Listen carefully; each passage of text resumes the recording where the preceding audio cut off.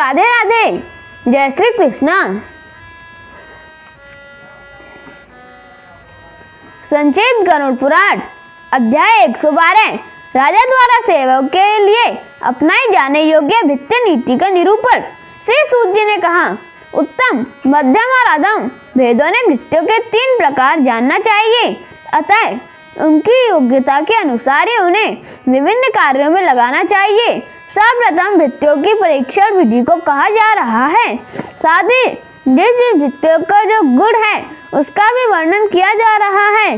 घर्षण, छेदन, तापन और ताड़न, इन 4 विधियों से जिस प्रकार सुवर्ण की परीक्षा की जाती है, उसी प्रकार राजा को व्रत, शील, कुल तथा कर्म, इन 4 प्रकारों से भित्तियों की परीक्षा करनी चाहिए।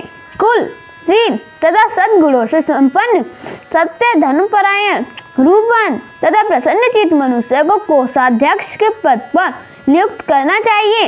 द्रव्यों के मूल्य और रूप की परीक्षा करने में कुशल व्यक्ति को रत्न परीक्षा के पद पर नियुक्त करना चाहिए। जो सैन्य शक्ति के बलाबल का परिज्ञान प्राप्त करने में निपुण हो, उसी को सेनाध्यक्ष बनाना चाहिए। जो व्यक्ति संकेत मात्र से स्वामी के अभिप्राय को समझने में समर्थ है, बलवान तथा सुंदर शरीर वाला है, प्रमादहीन एवं जितेंद्रिय है, उसी को प्रतिहार के पद पर नियुक्त करने के लिए कहा गया है।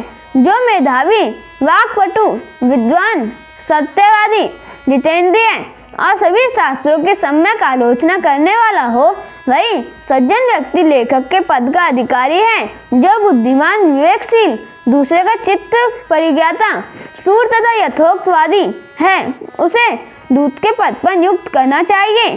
जो मनुष्य समस्त स्मृतियां और शास्त्रों का पंडित है, जितेंद्रिय, शौर्य एवं पराक्रम आदि गुणों से संपन्न है, उसे धर्माध्यक्ष के पद पर नियुक्त करना चाहिए। जिसके पितृ पितामह आदि की परंपरा में रसोइये का काम ही होता रहा है, जो विशेष रूप से पाक शास्त्र के जानने वाला, सत्यवादी, पवित्र एवं दक्ष हो, ऐसा पुरुष रसोइये के लिए उचित होता है। जो आयुर्वेद शास्त्र का सम्यक ज्ञान रखने वाला, सौम्य स्वरूप से संपन्न, सभी के लिए देखने में प्रिय लगने वाला, आयु, शील और गुणों से संपन्न हो, वह वैद्य के पद का अधिकारी होता है। वेदांग के तत्वों को जानने में समर्थ, जब होम परायण, नित्य आशीर्वाद देने में तत्पर, अतः राजा की मंगल कामना में अहिर्निश दत्तचित्त विद्वान राजपुरोहित को योग्य होता है।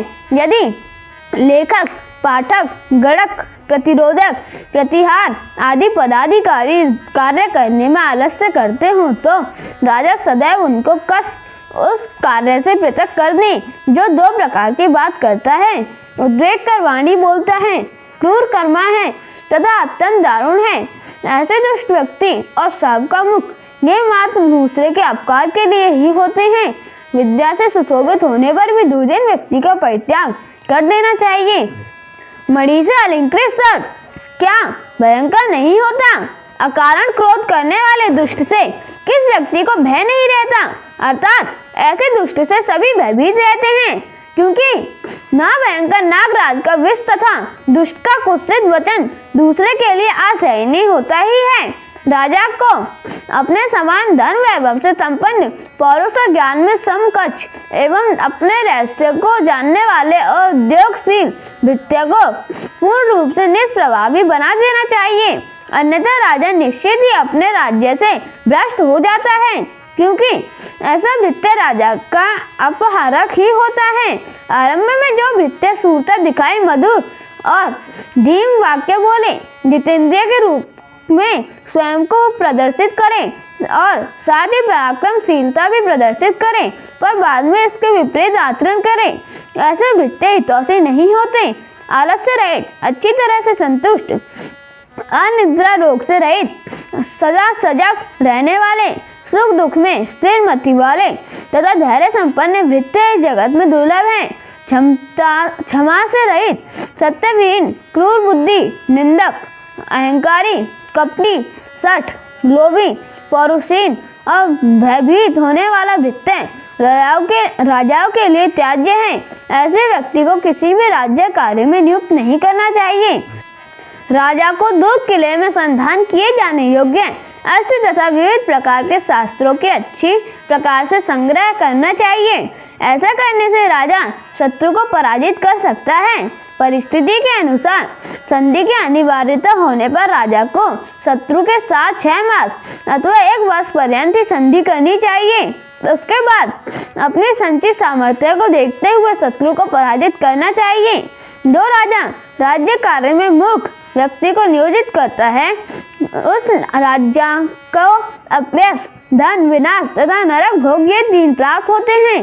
जो राजा भृत्यों की सूक्ष्म कार्य प्रणाली के द्वारा जो कुछ भी शुभाशुभ कर्म करता है, उसी के अनुसार ही वह भविष्य में अभिवृद्धि या ह्रास को प्राप्त करता है। अतः राजा को धर्म, अर्थ तथा काम इस त्रिवर्ग की साधना एवं गौ ब्राह्मण की अभिरक्षा के लिए राज्य काम में सर्वगुण संपन्न विद्वान व्यक्ति को ही नियुक्त करना चाहिए।